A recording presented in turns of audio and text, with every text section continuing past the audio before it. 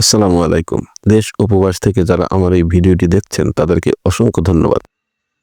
আজকে কথা বলবো ৩ শতক জমির উপরে ২ ইউনিটের বাড়ি নিয়ে।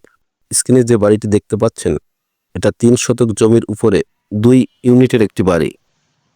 এই ভিডিওটি দেখলে আপনাদের একটি ধারণা হবে ৩ শতক জমির উপরে ২ ইউনিটের বাড়ি করতে বর্তমান সময়ে কত টাকা লাগে। এটা ৫ তলা ফাউন্ডেশনের একটি বাড়ি। প্রথমে আমরা বাড়িটা দেখব, তারপর খরচ নিয়ে আলোচনা করব।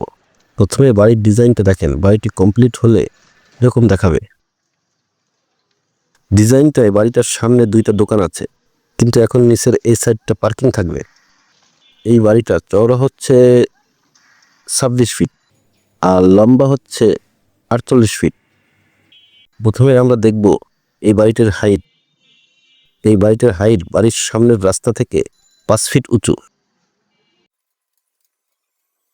সাইড থেকে দেখলে আরো ভালোভাবে বুঝতে পারবেন। এখানে দেখেন 5 ফিট উঁচু। শুধু রাস্তা থেকে পার্কিং হচ্ছে 4 ফিট উঁচু। পার্কিং একটু নিচু রাখতে হয়। আপনারা যখন বাড়ি নির্মাণ করবেন তখন অবশ্যই বাড়ির সামনের রাস্তা থেকে কমপক্ষে 4 ফিট উঁচু দিবেন। উঁচু একটু বেশি দেওয়া ভালো। এবার বাড়ির ভিতরটা দেখা যাক।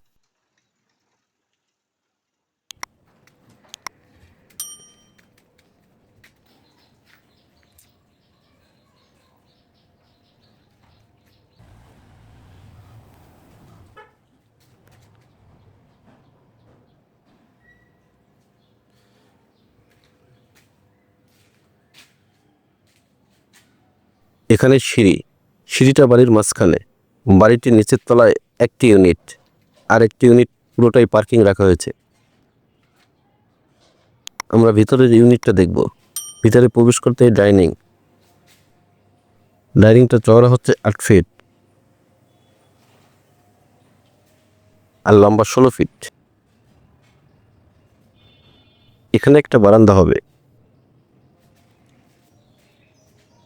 এখানে একটা কিচেন 5 ফিট বাই 7 ফিট, মোটামুটি বড়। সেলফটা উপরে একটা সেলফ শুধু করা হয়েছে, নিচের সেলফটা এখনো করা হয় নাই। তারপরে এখানে একটা বাথরুম, এটা common bathroom 7 feet by 5 fit.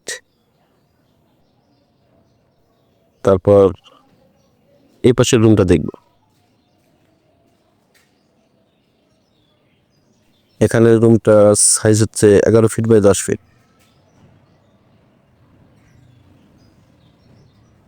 রুমের জানালার সাইজ 5 ফিট বাই 5 ফিট রাখা হয়েছে। এখানে জানালার একটা বিট দেওয়া হয়েছে। এরকম বিট দিলে কি হয়, বর্ষার সময় নিচ থেকে কোনো পানি ঢোকার সম্ভাবনা থাকে না। তারপরে পাশের রুমটা দেখব। এই রুমটার সাইজ হচ্ছে 11 ফিট বাই 12 ফিট।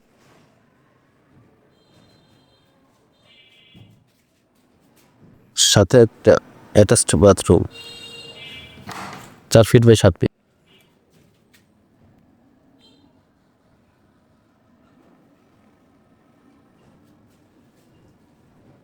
এবার দ্বিতীয় তলা থেকে ঘুরে আসা যাক।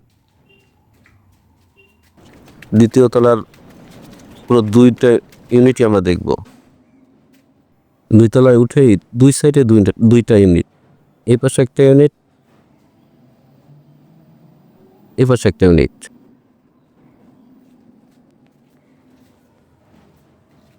এই ইউনিটে প্রবেশ করতেই drawing dining 8 feet by 16 feet. এদিক থেকে 8 ফিট, এদিক থেকে 16 ফিট। এখানে একটি বারান্দা হবে।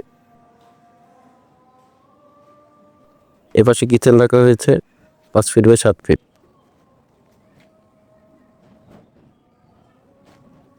এটা একটা রুম।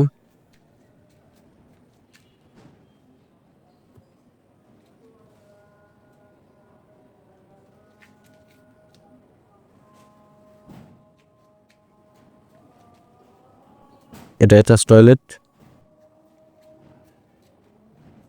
তারপর আবার এই সাইডে আরেকটি রুম 10 ফিট বাই 12 ফিট। তারপরে রুম থেকে বেরিয়ে এই ফাঁকা জায়গায় একটি বেসিন রাখা যাবে। আর এখানে একটা কমন টয়লেট। এই মোটামুটি 2টা রুম, একটা কিচেন, 2টা বাথরুম, ছোটখাটো মোটামুটি একটি ভালো ইউনিট। এবার পাশের ইউনিটটা দেখে। এই সাইডের ইউনিটের ড্রয়িং ডাইনিং একটু ছোট, কারণ হচ্ছে এই সাইডটা ফ্রন্ট সাইড। এখানে ড্রয়িং ডাইনিং আছে 8 ফিট বাই 11 ফিট।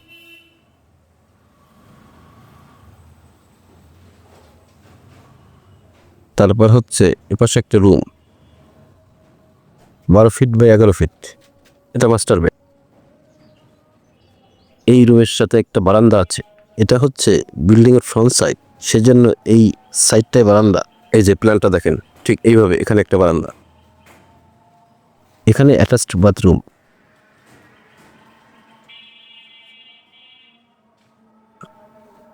তারপরে এখান থেকে বেরিয়ে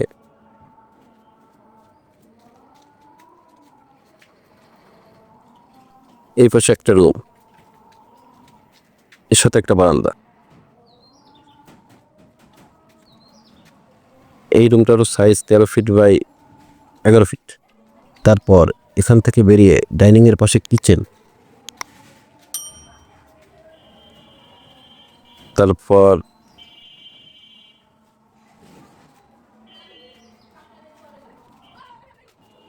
এখানে একটি কমন বাথরুম।